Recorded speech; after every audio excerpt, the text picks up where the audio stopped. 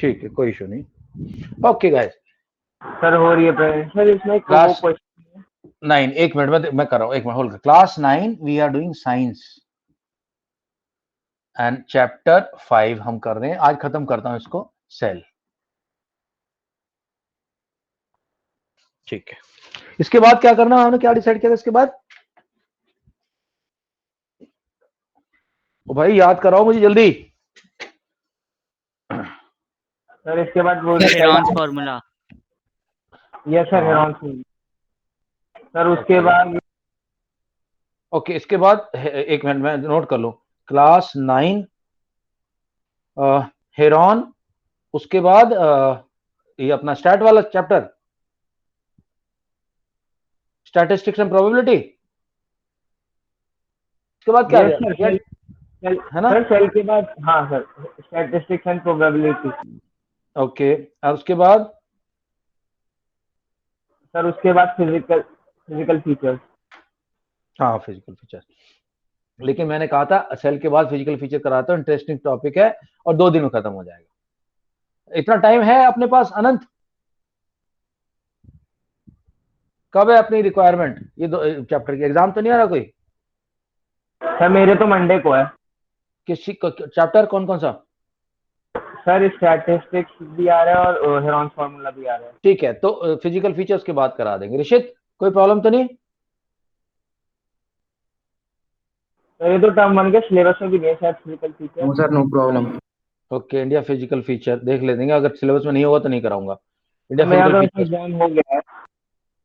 Okay, और उसके बाद अपना फिजिकल फीचर के बाद एक और डिसाइड किया था हमने। हाँ, surface area volume. Surface area volume. ये सर वो सबसे लास्ट में गया था, क्योंकि सर वो किसी के टर्म 1 में सिलेबस में नहीं है। ठीक है ओके, तो भाई शुरू कर रहे हैं। आपका मैं देख रहा हूँ, क्या क्या आप बताइए क्या है। ये तो मेरे अच्छा, ख्याल से सृजन से है, सृजन के ये तो नोट क्वेश्चन है। हाँ मैं वीडियो देख रहा था, उसमें से आया। हाँ बता। सर वो ये जो क्वेश्चन नंबर 7 है, इसमें सर अगर वो रीड करना, man try to.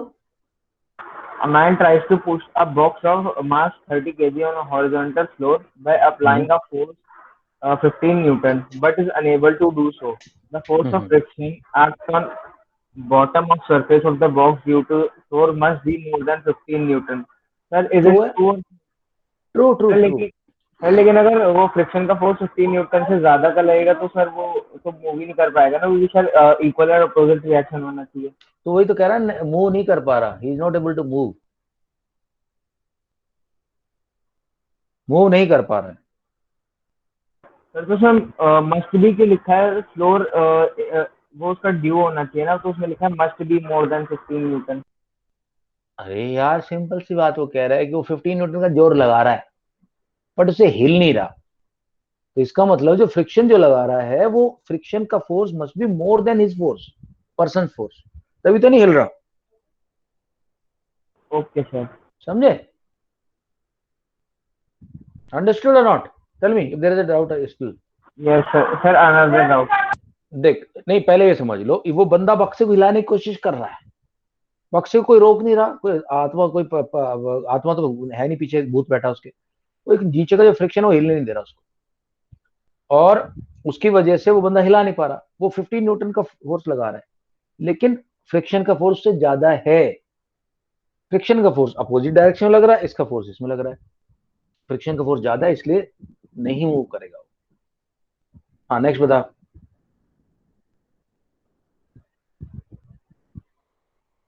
Khalid, next question. Yes sir, question number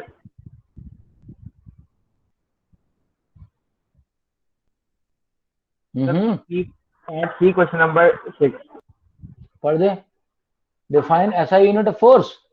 no sir, सिर्फ how does acceleration produced in an object depend on the force applied on it? Okay बस होल्ड कर ले, हटा ले, प्रेजेंटेशन हटा ले। Alright guys, the question is how does acceleration depend on the force? So it's a basic principle is because F is equal to ma. So जितना ज्यादा force होगा दोस्तों, उतना ही ज्यादा एक्सेलरेशन होगा। जितना ज्यादा फोर्स होगा उतना ही acceleration. So more force means more acceleration. तो अगर मेसी ने एक फुटबॉल को 50 न्यूटन के फोर्स से मारा तो उसका एक्सेलरेशन ज्यादा होगा, और अगर उसने सिर्फ 1 न्यूटन से मारा तो उसका एक्सेलरेशन कम होगा। ठीक है भाई खालिद? Yes sir. चलो अभी सेल का करें काम शुरू। सेल शुरू यस करें सर। अभी, और तो कोई डाउट नहीं है किसी का? No sir. No sir. Okay चलो। राइट गाइस, सेल का हमने काफी कुछ देख लिया है मसाला, अब आगे चलते हैं। सर मैंने नोट सेंड कर दिए थे, मैंने तो बनाया हुआ। हाँ, ओ यार बाकी लोगों के नोट्स नहीं आ रहे, देखो मुझे अच्छा नहीं लग रहा भाई। मैं तो तुम्हें सफलता की कुंजी दे रहा हूँ इतनी आसानी से, ऐसे पकड़ा रहा हूँ हाथ में। सारे जो मेहनत तुम्हें करनी चाहिए, बट क्योंकि मेरे स्टूडेंट हो तो मैं मेहनत कर रहा हूँ। जो चैप्टर के अंदर इंपॉर्टेंट है सारा बोर्ड पे लिख रहा हूँ, आप आधा घंटा लगा के उससे नोट्स बना लो बस। एग्जाम से पहले भी इससे रिवाइज कर लेना, वीडियो देख लेना, 90% पक्का आएंगे ये मैं बता रहा हूँ। तो मेरे को नोट्स सबने भेजने बना के, please do send this notes. अगर ये मामला इतना सीरियस नहीं होता तो मैं बोलता नहीं यार, मैं कितनी बातों को तुम्हें बोलता हूँ, बहुत कम। I think this is only thing I tell you, notes बना के एक बार भेज दो, 90% पक्का स्कोरिंग है ये। मैं तो रेगुलरली भेजता हूँ। जो बंदा अपने रजिस्टर नोट्स बना रहा है उसको ये ज्ञान मिलेगा, और जिसको नहीं मिल रहा उसको तो चला जाएगा, जैसे पानी बह जाता ना नदी से, ऐसे बह जाएगा। All right let's start. चलो एक एक करके चलते हैं, रहते हैं साथ साथ नोट्स पढ़ाते रहेंगे, थोड़े थोड़े और चलते रहेंगे। यार इससे पहले कि मैं साइटोप्लाज्म की बात करूं, मैं एक पुरकिंजे ने, मिस्टर पुरकिंजे थे, anybody who can tell me in which year he coined this term called protoplasm? Sir 1831। 1839। 1839, उसी साल जब शेजवान की चटनी खा के शेल्डन ने सेल थ्योरी दी थी, उसी साल ये आया था term protoplasm, P for पुरकिंजे, P for protoplasm. और मैंने बताया भी था प्रोटोप्लाज्म का मतलब क्या होता है। प्रोटोप्लाज्म का मतलब दोस्तों लिविंग पार्ट, और सेल मेम्ब्रेन एक लिविंग पार्ट है। सेल वॉल नहीं है बट सेल मेम्ब्रेन है। तो लिविंग पार्ट क्या क्या होगा? सेल मेम्ब्रेन, उसके बाद सेल साइटोप्लाज्म, और उसके अंदर के सारे ऑर्गेनल एंड न्यूक्लियस। बाकी पार्ट्स तो बहुत सारे हैं। सबसे पहले देखते हैं हम साइटोप्लाज्म को।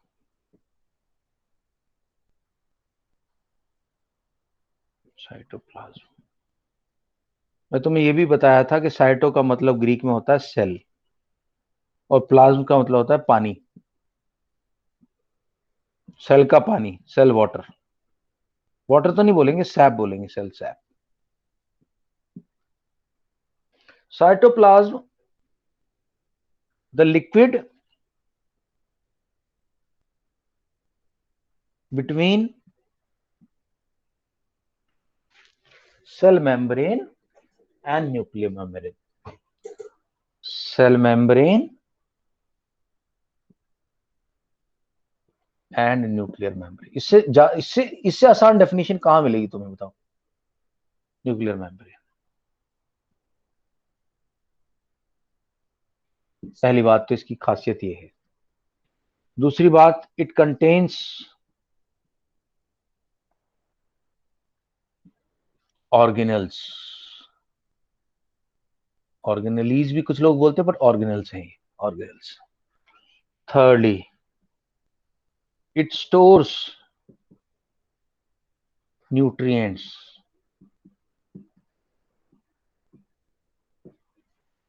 Fourth, most of important biochemical reactions, biochemical activities take place here.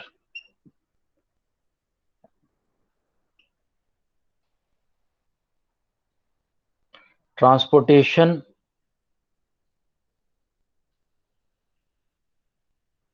of useful substances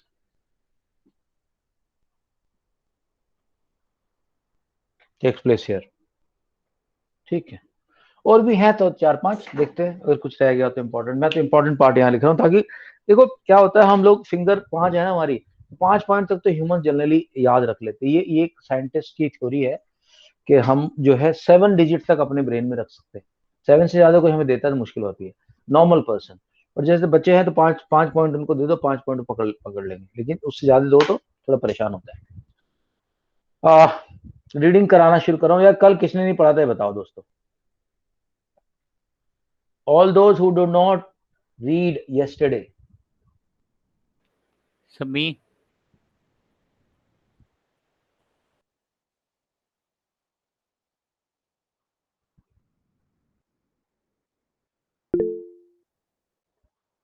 All those who did not read yesterday. हाँ भाई, अनंत ने नहीं पढ़ा, और वैभव आपके बर्थडे पे आपको हम एक पेन गिफ्ट करेंगे, वो आप तक पहुंच जाएगा, आप हमें एड्रेस भेज दें। ओके अच्छा सर। अच्छा पेन भेजेंगे ताकि आप उसको याद रखो और अपने गुरु को याद रखो कि सर ने हमें अपनी ब्लेसिंग्स दी हैं, हम अच्छा करेंगे life. I want all of you to do really well in life. ऐसा हो कि तुम मेरे से भी ज्यादा अमीर बन जाओ एक दिन। वैसे उसमें टाइम लगेगा, मेहनत लगी और शायद से पॉसिबल ना हो, लेकिन हो सकता है। ऐसा होता है कि गुरु गुड़ ही रहे चेला चीनी हो जाए, तो तुम चीनी बन सकते हो, मैं गुड़ रह सकता हूँ, ऐसा पॉसिबल है, बट इतनी आसानी से नहीं होगा। हाँ भाई, ओके, किसने नहीं पढ़ा? माही ने नहीं पढ़ा, अनंत ने नहीं पढ़ा, माही ने नहीं पढ़ा, सक्षम अनुकल्प ने नहीं पढ़ा, और भरत ने नहीं पढ़ा। चलो चारों लेके चलते हैं। सो अनंत, माही, अनुकल्प एंड भरत। चलो शुरू करते हैं। Let me present the notes.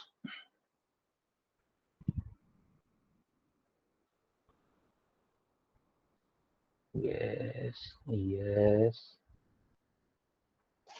chapter 5.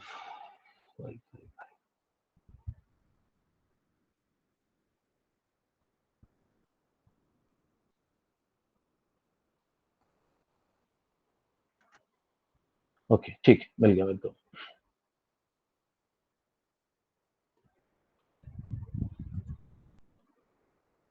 अनंत आपसे शुरू करें, शुरू करें।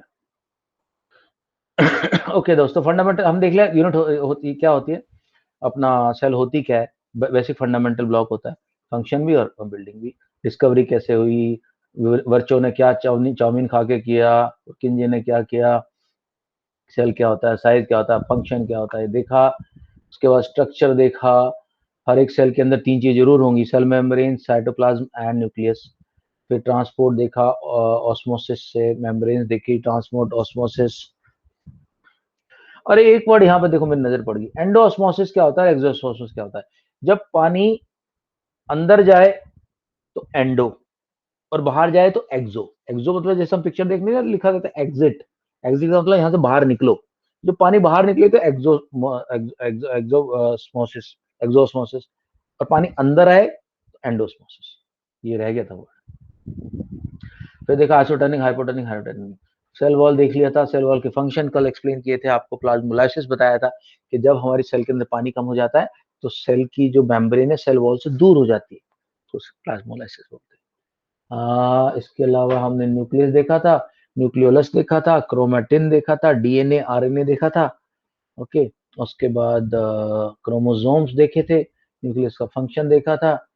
कल फिर मैंने आपको इसकी फ्लैजेला दिखाया था, और मुझे अब तक नहीं याद आ रहा कौन सा वाला वो है। मैंने बताया था क्या कौन से वाले उसका होता है, ये माइक्रो ऑर्गेनिज्म में फ्लैजेला होता है, मुझे याद नहीं आ रहा, तो बताऊंगा। उसके बाद प्रोकैरियोटिक के अंदर क्या नहीं होता, कुछ भी नहीं होता प्रोकैरियोटिक के अंदर, ना तो न्यूक्लियर मेम्ब्रेन होती है, ना ऑर्गेनल्स की चारों तरफ मेम्ब्रेन होती है, न्यूक्लियोइड्स होता है, न्यूक्लियस भी नहीं होता।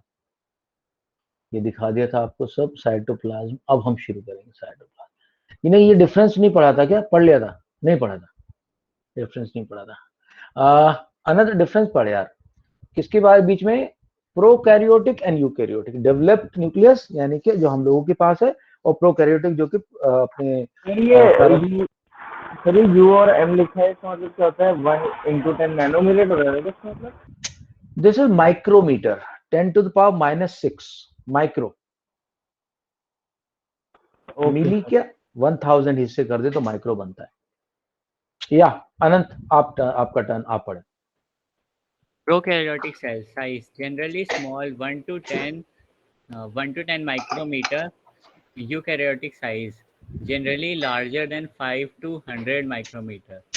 माइक्रोमीटर का मतलब होता है कि यार तुम 1 मिलीमीटर, जो स्केल के अंदर एक डंडी होती छोटी सी, दो डंडी की, उसके 1000 हिस्से कर दो, 10⁻⁻⁶। हाँ जी।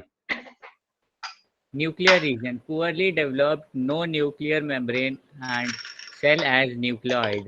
Well defined, surrounded by nuclear membrane. Chromosome single, more than one. Nucleus absent, present. Membrane bound cell organelles. Absent, present, mitochondria, plastids, endoplasmic reticulum, etc. Centriole, absent, present in animal cells. Okay, एक minute hold करना, ये बताना है दोस्तों, centriole एक specific organelle है जो कि पाइप की तरह होता है। वो नहीं, पाइप सलमान खान एक ऐड करता है एस्टर पाइप्स का, पाइप्स। भरत को पता है वो सलमान खान कौन से वाले पाइप का ऐड करता है? भरत, भरत के पापा खुद पाइप कंपनी में। हाँ भरत, क्या सर? सलमान खान का एक ऐड नहीं आता था, कौन से पाइप का आता था? पाइप का होता था, एस्टर पाइप से आता है। सर वो तो एस्ट्रो पाइप है ना, वो एस्टर नहीं है। पाइप। और आपके डैड की कंपनी कौन सी वाली पाइप है? वो अपोलो पाइप से। Apollo pipes. तो बेसिकली सेंट्रो, मैं इसलिए बात करी है, अब तुम्हें यह बात याद रहेगी, भरत से बात हुई थी, पाइप की बात हुई थी।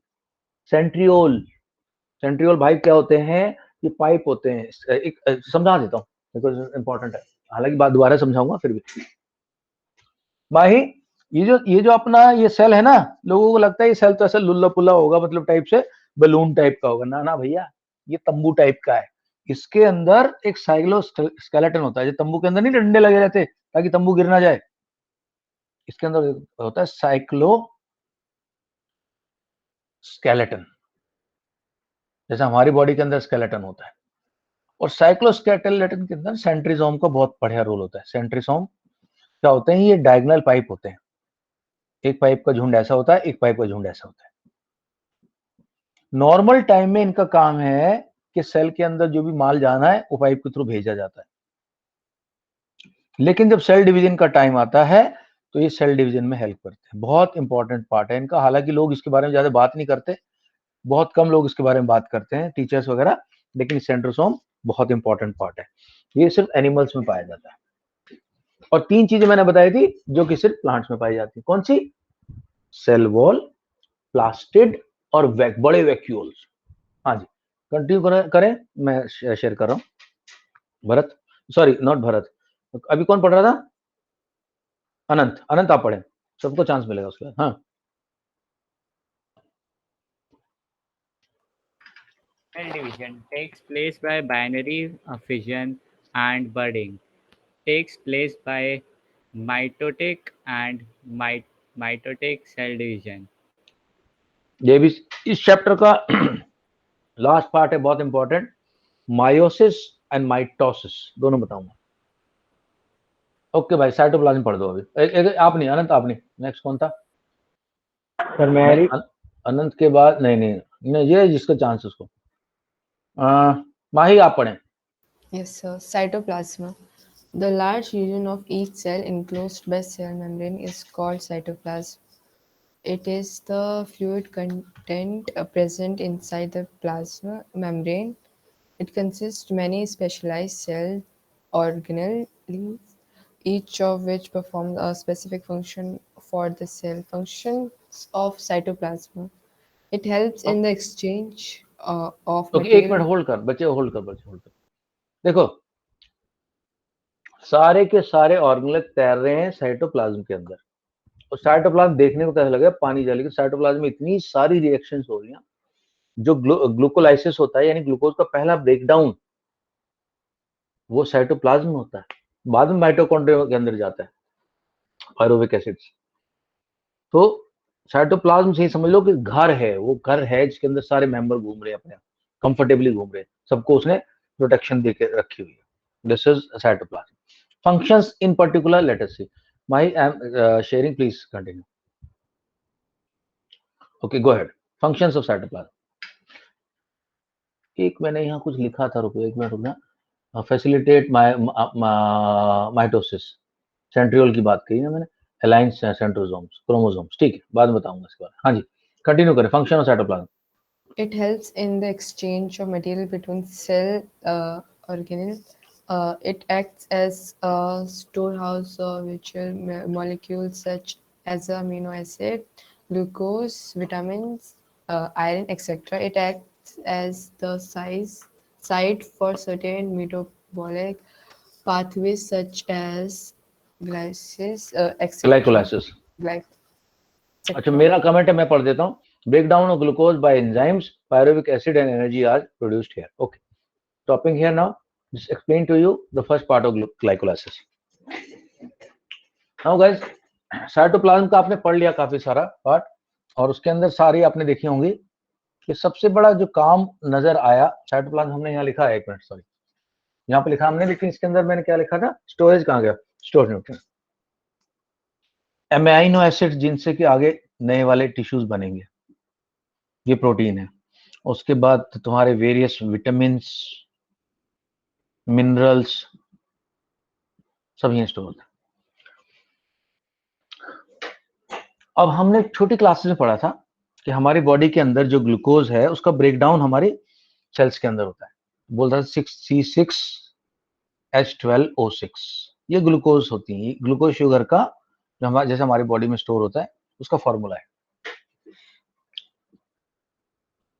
बॉडी के अंदर इसके अंदर ऑक्सीजन मिलती है सेल के अंदर, जो ब्लड लेके आता है, और ऑक्सीजन की प्रेजेंस में हमें मिलता है CO2, H2O प्लस 38 ATP, जिसको बोलते हैं एनर्जी। अब ये बहुत लंबा प्रोसेस है, इसमें बहुत टाइम लगता है, बहुत बहुत स्टेप्स होते हैं इसके। तो इसका फर्स्ट स्टेप जो होता है वो साइटोप्लाज्म होता है। सर O6 क्या होता है? O6 तो O6 वो अपने आप में वो थोड़ी मॉलिक्यूल का हिस्सा है। ऑक्सीजन के 6 molecule, 6 atoms. Okay, first step कहां हो रहा है, साइटोप्लाज्म के अंदर, और इस प्रोसेस का नाम होता है ग्लाइकोलाइसिस। ग्लाइकोलाइसिस। इसमें दोस्तों होता क्या है कि 6 कार्बन वाला जो ग्लूकोज है C6H12O6, this is called 6 carbon compound. बिना ऑक्सीजन के it turns into pyruvic acid. Pyruvic acid, या इसको पायरुवेट भी बोलते हैं, पायरुवेट। ये पहला स्टेप करता है, और ये होता 3 कार्बन कंपाउंड।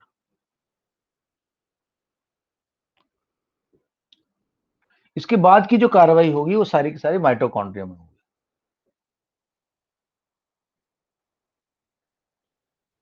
माइटोकॉन्ड्रिया जब पढ़ेंगे तो मैं बात बताऊंगा। तो ये पहला पाथवे, पाथवे का मतलब समझ लो क्या, सीक्वेंस, किस सीक्वेंस में काम चल रहा है। पाथवे, पाथवे का मतलब प्रोसेस।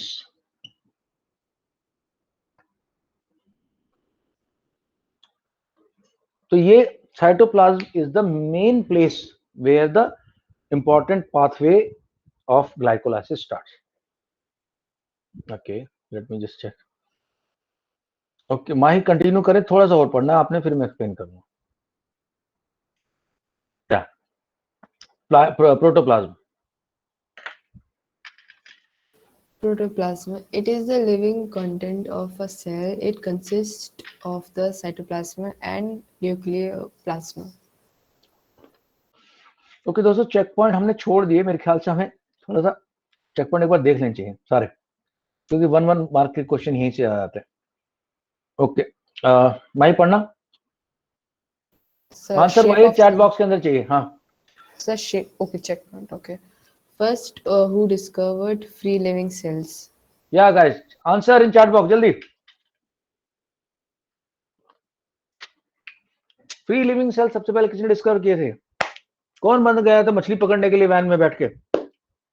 पॉन्ड के अंदर पानी नजर आ गया था उसको। कौन थे भाई साहब वो? Leeuwenhoek. Very good, that's well done, बहुत बढ़िया। अनुकल्प, रिशित, खालिद, अनंत एंड भारत। हुक लेके गया था मछली पकड़ने के लिए, पानी नजर आ गया। मैं मजाक कर रहा हूँ, ये सब कहानियां बनाता रहता हूँ मैं ताकि तुम लोग याद रहे। ओके, माई पढ़ना next question please. Question second, give name of two organisms, each बेटा that unicellular and unicellular and multicellular, बस multicellular. 4 नाम आने चाहिए। 1 मिनट पहले मैं लाइन और इनकम्प्लीट आंसर नहीं कंसिडर होगा। I not clap for that. Complete answer मैं तुम्हें बताया भी था किस किस को याद करना है, 2 नाम। सर क्वेश्चन रिपीट कर दीजिए। क्वेश्चन रिपीट क्या करना है भरत? सामने है तुम्हारे question, question number 2 check point 1 का।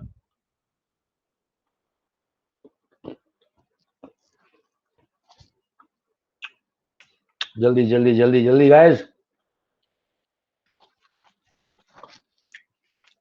चैप्टर तो लंबा है। सर भेज दिया।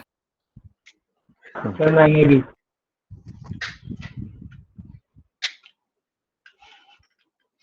सेकंड वाला नहीं याद आया किसी को? सर एनिमल ह्यूमन बात तो एक ही है ना, मल्टी सेलुलर का तो। नहीं यूनिसेलुलर के 2 मांगे थे ना। एमोबा और yeast. Amoeba and yeast sir, yeast. YEAST। Okay, best रहता है पैरामीशियम और अमीबा याद कर लो।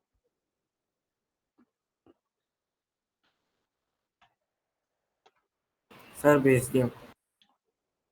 ओके, देख रहा हूँ। देखो मैं तुम्हें कुछ दिखाना चाहता हूँ।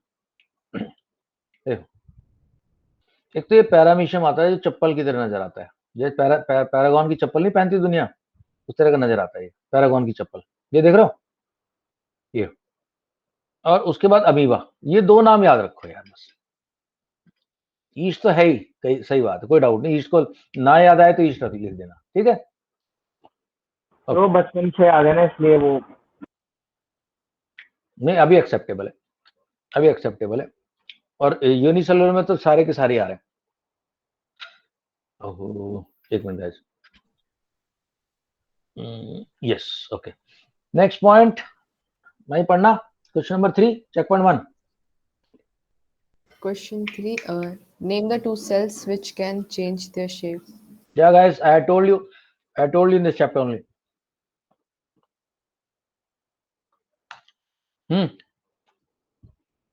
एक तो तुम्हें पक्का याद होगा, दूसरा मैं शायद याद कराऊंगा अभी।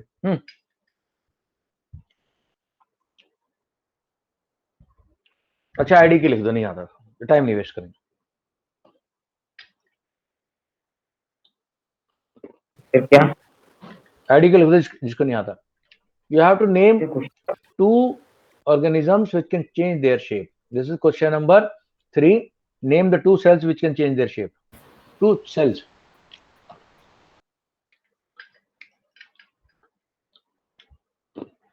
क्या ऋषित?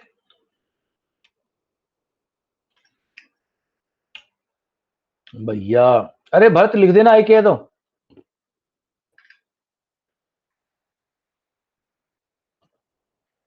हाँ ही आपका जवाब सर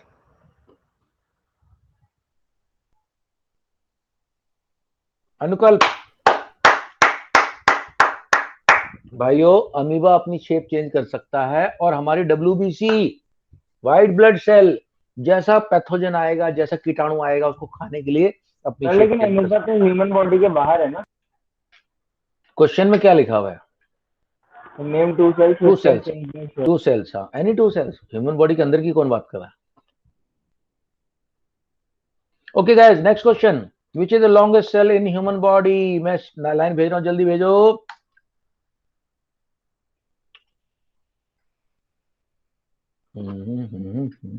नोट्स नहीं बनाता ना वैभव, इसलिए इतना बुरा हाल है।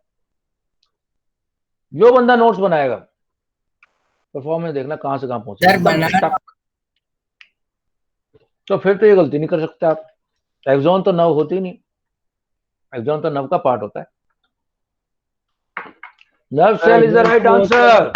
एग्जाम तो वो होता है ना जो मतलब वो जो मतलब जिसके साथ वो जो उसका पार्ट होता है। होता है, हाँ वो जाता है। हाँ, अनकल्प, खालिद, भरत, विशित, माही। भरत का दोबारा आया क्या? हाँ, नवसेल। ओके, स्पेलिंग गलत हो गया था, ठीक है।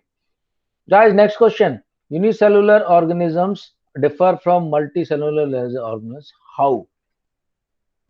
सबसे इंपॉर्टेंट पार्ट बता दो, बस सबसे इंपॉर्टेंट पार्ट बता दो। एक single cell and we are multicellular they have chat box जल्दी।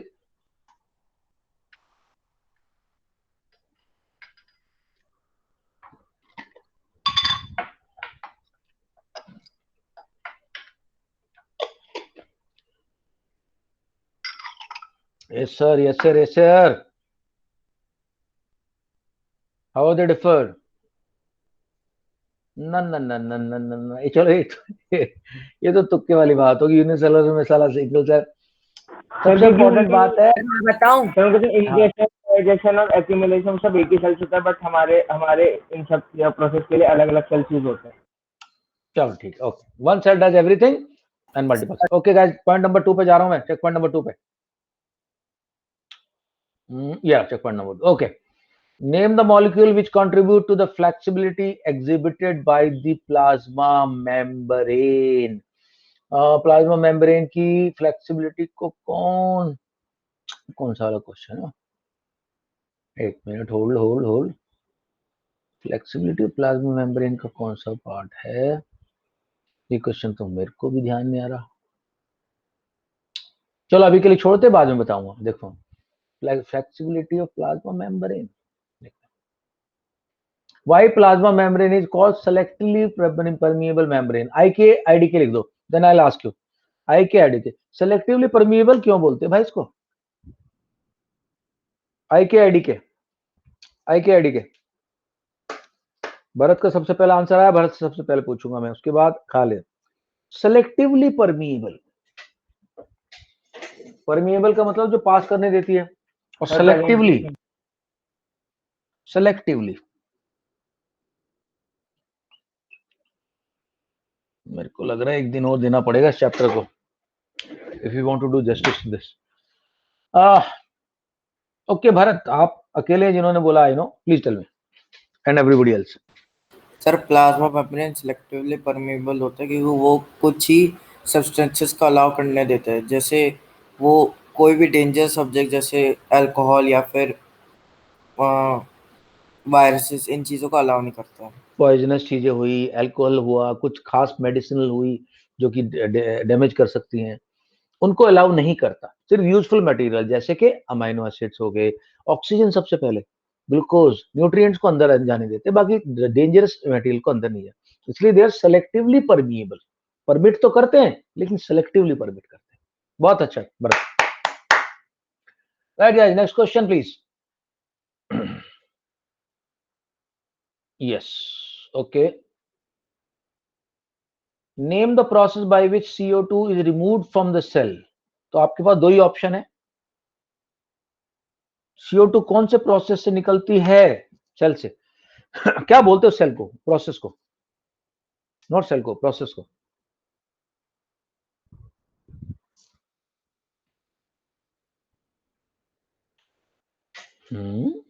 प्रोसेस बताना है, उस प्रोसेस का नाम बताना। वैसे बता दूं, दो प्रोसेस होते हैं बस, डिफ्यूजन एंड ऑस्मोसिस।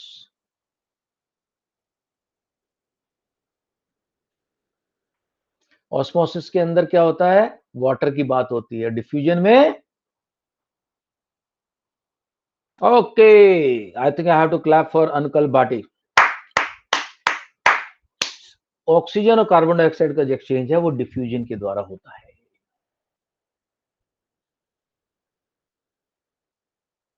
देखो दोस्तों, due to difference of constant, CO2 moves out from the cell. So for example, CO2, this thing, the spontaneous movement of substance from lower to higher is called diffusion. Example, CO2, and oxygen.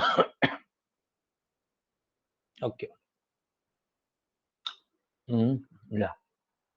Next, apart from gaseous exchange, how is diffusion important for organisms?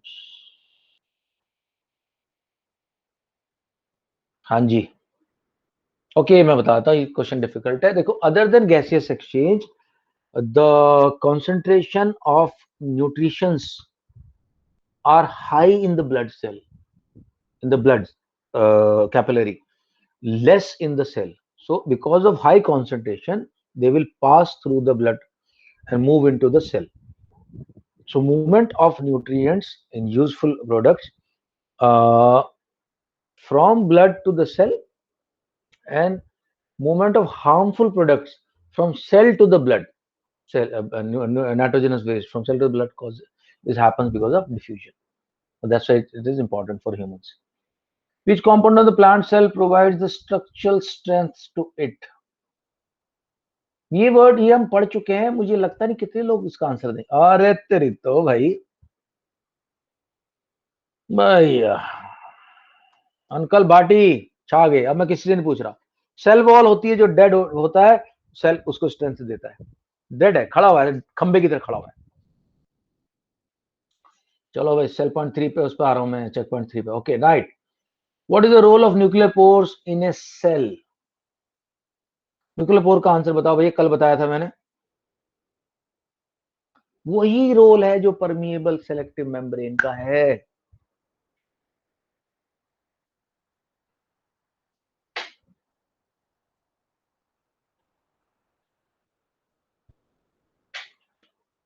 Okay, मुझे लग रहा है लोगों को नहीं आ रहा। हाँ भाई, anybody knows the answer?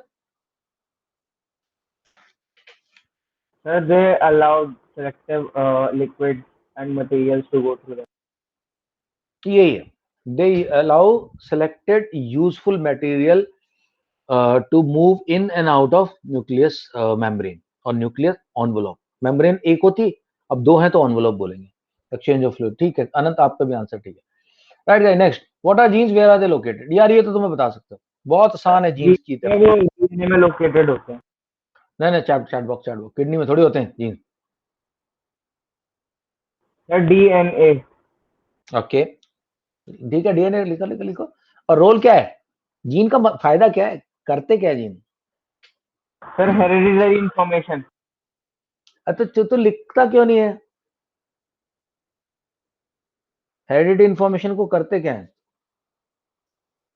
Sir, which is taken through the parents. नहीं नहीं, उसका करना क्या है, करते क्या है?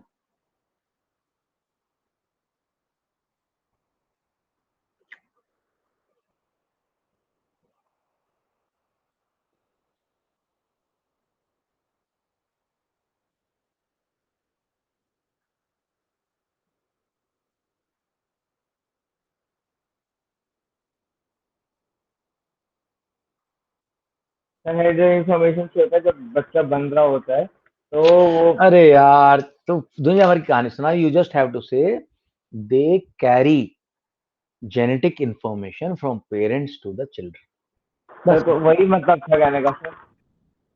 भाई देखो खालिद मियां, now we are in 21st century and our spoken English and communication has to be of top class. मैं आज एक 7th के बच्चे को बोल रहा था कि तो कॉलेज जाएगा, वो इसको ऐसी बात कर रहा था कि इंग्लिश का कुछ। मैंने कहा अगर किसी लड़की को बोलेगा ना तेरा नाम क्या है, तो चप्पल निकाल के पीटना शुरू कर देगी तेरे को। और अगर तू बोलेगा मे आई नो योर नेम, तो शायद नाम बताए ना बताए पर चप्पल से पीटेगी नहीं। तो our way of conveying and communicating information is very very important. Khalid sir अगर उसे इंग्लिश नहीं आती हो तो? Yes sir. यार कोई लड़की नहीं है कॉलेज में जिसे अंग्रेजी ना आती हो, और इतनी ना आती हो। तो एक बंदा है रेडियो मिर्ची पे, मैं बड़ा फैन हूं उसका। क्या नाम है इसका? क्या क्या किसने बउआ? सुना? नहीं नहीं, बउआ तो अलग, बउआ दूसरा, बउआ तो गौरव है। RJ Naved. RJ Naved, RJ Naved का एक बहुत फेमस और बहुत पॉपुलर वो है मुर्गा। तो उसने एक लड़की को फोन किया, बोला हेलो आई एम स्पीकिंग। तो उसने बोला, लड़की ने बोला ओके या आई एम स्पीकिंग। तो उसने बोला माय नेम इज, जो भी उसने बोला होगा, तो गर्ल ने बोला कि व्हाट इज योर नेम, तो उसने बोला ये, तो उसने भी अपना नाम बताया। तो उसके बाद अगला सेंटेंस लड़की ने बोला, और तुम कहाँ से हो, नहीं तुम कितने पढ़े लिखे हो, तो उसने बोला कि जितनी तुम पढ़े लिखे हो। कह रही क्या मतलब, कहता मैं भी पहले सेंटेंस के बाद हिंदी पे आ जाता हूँ। तो ऐसी लड़की कोई नहीं जिसको इतनी अंग्रेजी ना आती हो। अनंत, ओके चलो आगे। Right guys, how nuclear why nuclear region in prokaryotic poorly defined. Why का मतलब तो है नहीं, उनकी नेचर ऐसी है बस। How do prokaryotic cell produce, name two prokaryotes. Prokaryotes हमने बता दिया आपको। एक तो बताया था हमने अमीबा नहीं है, एक मिनट, एग्जाम्पल हमने कौन कौन से लिए थे यार, एक मिनट रुको। प्रोकैरियोटिक का एग्जाम्पल मैं हमेशा बोलता हूँ, यूनिफॉर्म्स का याद रहता है, सेलुलर का। Sir, is my voice clear to you? Very clear. तो वो हेडफोन चेंज किए थे ना, इसलिए पूछ रहा ठीक है।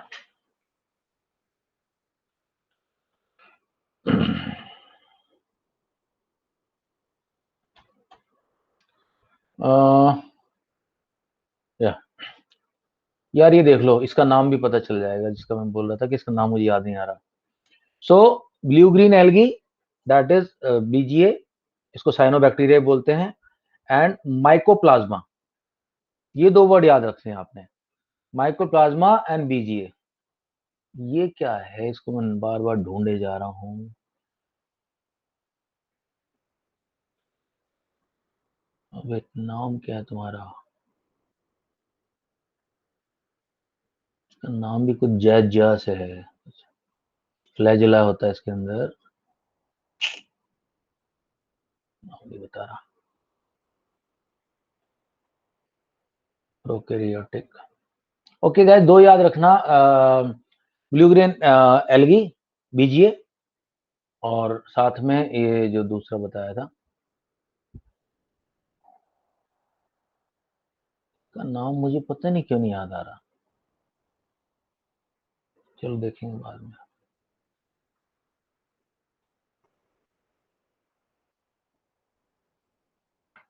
Okay, mycoplasma, mycoplasma and blue green algae. Blue green algae का दूसरा नाम होता है साइनोबैक्टीरिया। साइनोबैक्टीरिया को ब्लू ग्रीन एल्गी बोलते हैं, इसमें आ जाए शायद साइनोबैक्टीरिया किया।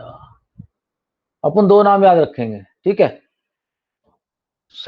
माइकोप्लाज्मा और ब्लू ग्रीन एल्गी।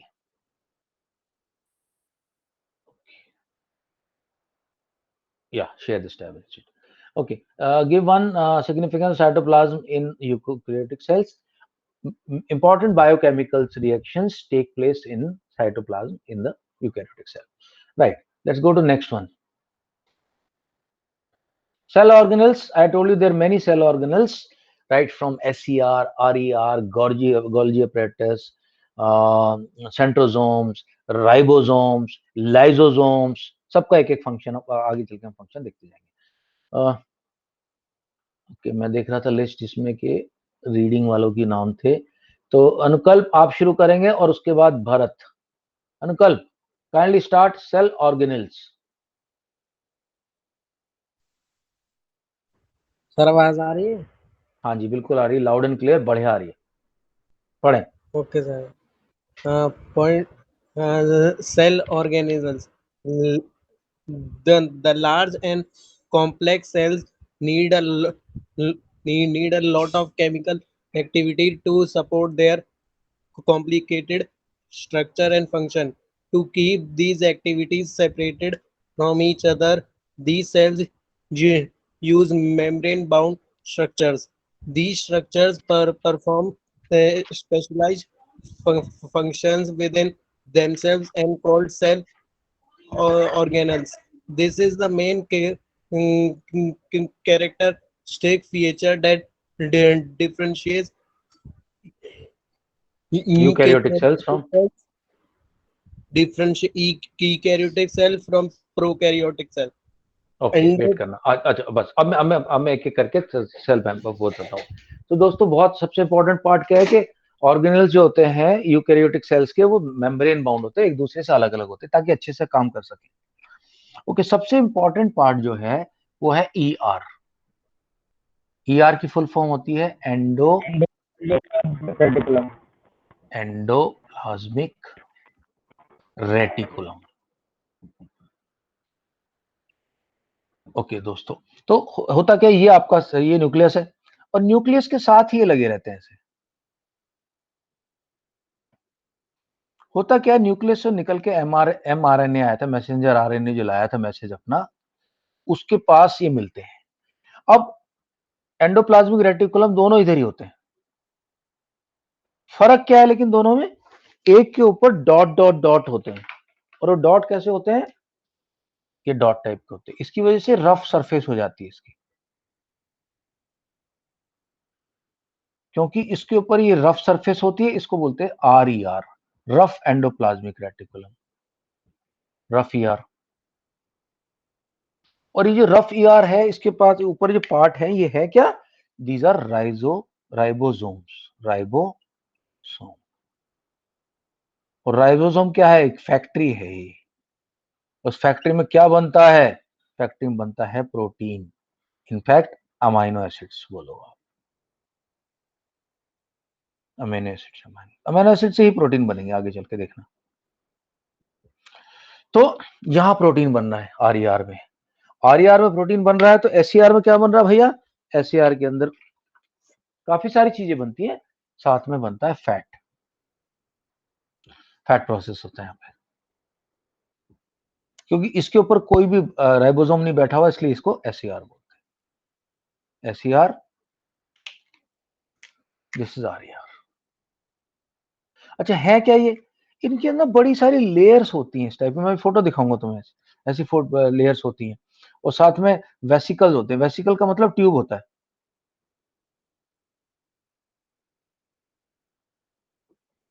वेसिकल का मतलब ट्यूबुल्स, ट्यूबुल और ट्यूब्स ऐसे बनते थे। यहाँ बहुत सारा प्रोसेसिंग होता है,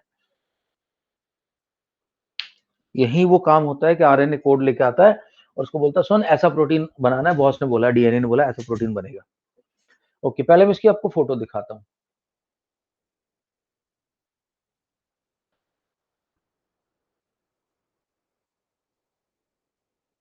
गाइस देखो, look at this the structure of RER, then we will read. पहले समझेंगे फिर पढ़ेंगे। ये देखो,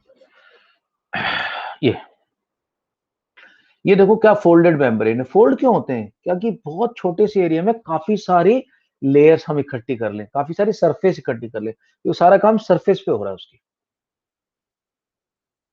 देखो न्यूक्लियर एनवलप के साथ ही जुड़ा हुआ है आरईआर, उसके साथ में एसईआर, ऊपर राइबोसोम बैठे हुए, ये भी देख लो, ये रहा राइबोसोम चिपके हुए, ये वेसिकल्स है, ये इस तरह के फोल्डेड पार्ट्स होते हैं।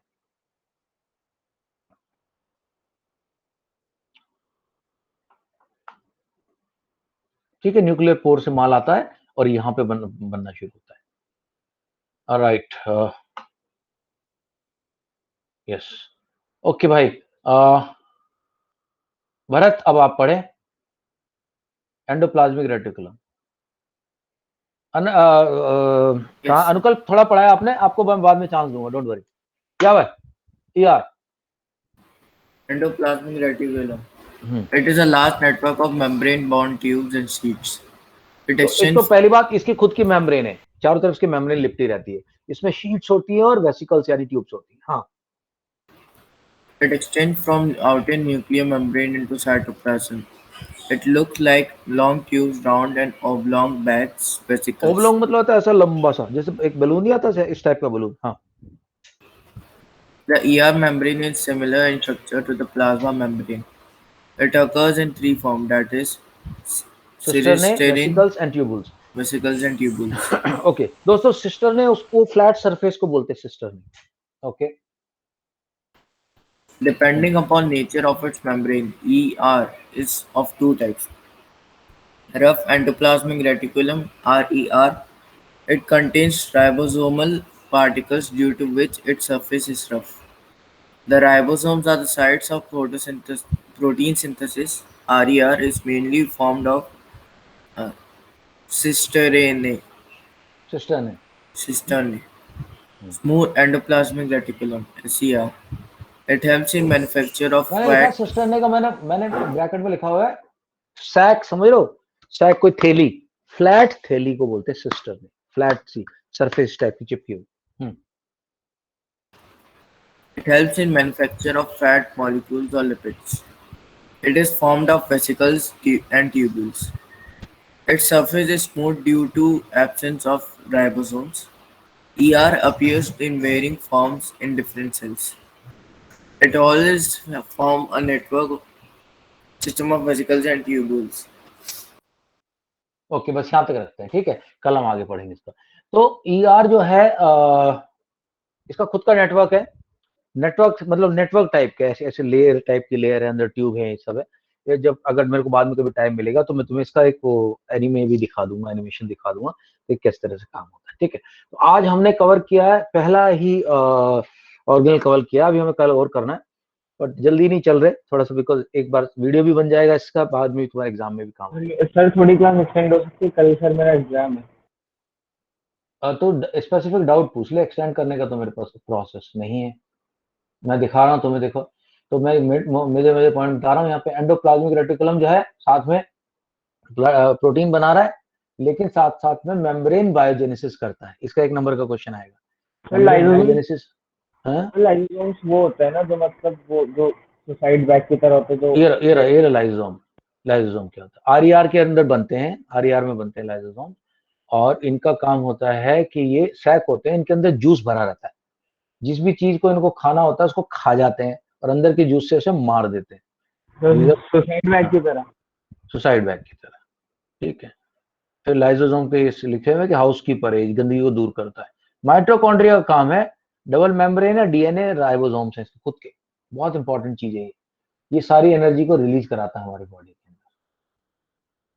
उसके बाद आए प्लास्टिड्स, प्लास्टिड्स मैंने बोला सिर्फ प्लांट्स में होते हैं, क्लोरोप्लास्ट जिसमें क्लोरोफिल हो ग्रीन कलर के। उसके बाद क्रोमोप्लास्ट, क्रोमोप्लास्ट होते हैं कलर, जैसे फ्रूट के कलर जो होता है, सब्जी का कलर जो देते हैं उनको बोलते हैं क्रोमोप्लास्ट, वो वाले प्लांट्स, वो वाली सेल होती हैं। और एक होती है ल्यूकोप्लास्ट जो कि रूट में होता है, ट्रांसपेरेंट कलर का, इनका काम है खाना स्टोरेज करना। देन कम वेसिकल्स, इसका प्रोनाउंसिएशन है वेसिक्यूल्स। वेसिक्यूल्स के अंदर क्या होता है, ये से प्लांट में होता है, काम सेल के सैप को स्टोर करके रखना, न्यूट्रिएंट को स्टोर करके रखना, पानी को स्टोर करके रखना, ठीक है। और बस इतना है तुम्हारा। माइटोसिस मायोसिस तो शायद से है नहीं पढ़ में भी, जब क्लास को डिटेल क्लास पढ़ाऊंगा कल तब समझाऊंगा। कोई डाउट हो तो पूछ ले Khalid, you are at liberty. Sir एक बार माइटोकॉन्ड्रिया बता दीजिए। ओके, माइटोकॉन्ड्रिया देखो, तुम पढ़ दो माइटोकॉन्ड्रिया, लो हमारे सामने। Mitochondria was first observed bye, 2-3 याद रखना, बस एक चीज मैंने समरी ऊपर लिख रखी है, डबल मेम्ब्रेन होती है जैसे न्यूक्लियस की, खुद का डीएनए और खुद का राइबोसोम, इसलिए इसको सेमी ऑटोनोमस भी बोलते हैं। या वेट ना, Mitochondria was first observed by Kolliker in 1880. It is a double membrane bounded cell organelle. The outer membrane is very porous. The inner membrane is deeply folded into finger-like projections called cristae. It creates large surface area for ATP generating chemical reactions.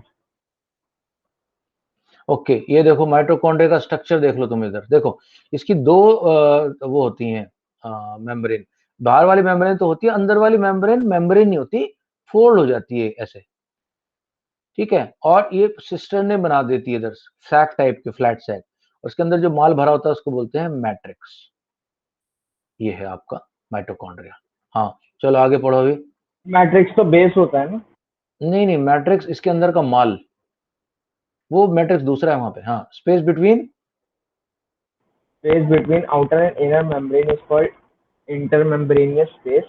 Mitochondrion is self-replicating semi autonomous organelle, मतलब खुद को ही बनाता रहता है, खुद को बना सकता है। It is the largest organelle animals. animal okay, group. और दूसरी बात ये कि ये जरूरी नहीं कि हर ऑर्गेनिज्म के अंदर माइटोकॉन्ड्रिया का क्वांटिटी और शेप सेम हो। जिनको ज्यादा एनर्जी की जरूरत पड़ती है वहां ज्यादा माइटोकॉन्ड्रिया होता है, जिनको कम एनर्जी की जरूरत पड़ती है वहां कम माइटोकॉन्ड्रिया। ठीक है, फंक्शन भी पढ़ ले माइटोकॉन्ड्रिया के। हाँ, Functions of mitochondria. First, it generates energy for various activities of cell. It is known as powerhouse of cell. Mitochondria are sites of cellular respiration. They respiration. हाँ, release energy required by the cell in the form of ATP, endocyne triphosphate. This ATP is known as energy currency of the currency. हाँ, second. whenever the Whenever cell requires, हाँ, energy, ATP molecules break down, it generates energy to be useful for metabolic activities of the body.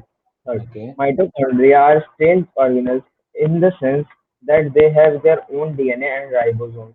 Hence, they are able to make their their own proteins, वो खुद को बना लेते हैं। ठीक है, last point पढ़ना, they provide intermediates for the synthesis of various chemicals like fatty acids, steroids, steroid, amino amino acids. acid just। ठीक है, Yes, sir. चलो ओके, कल इसको करके खत्म करेंगे हम उसको। Yes, sir. एक्चुअली जल्दी ज्यादा बायोलॉजी है ना, ऐसा ये तुम्हारे बिल्डिंग ब्लॉक है। अब तुम्हारी बायोलॉजी स्टार्ट होती है इस चैप्टर से। इसको भी मैंने अगर हशअप कर दिया, जल्दी जल्दी कर दिया, तुम्हारा बायोलॉजी में जिंदगी भर के लिए इंटरेस्ट खत्म हो जाएगा। Right guys, any doubts before you end up?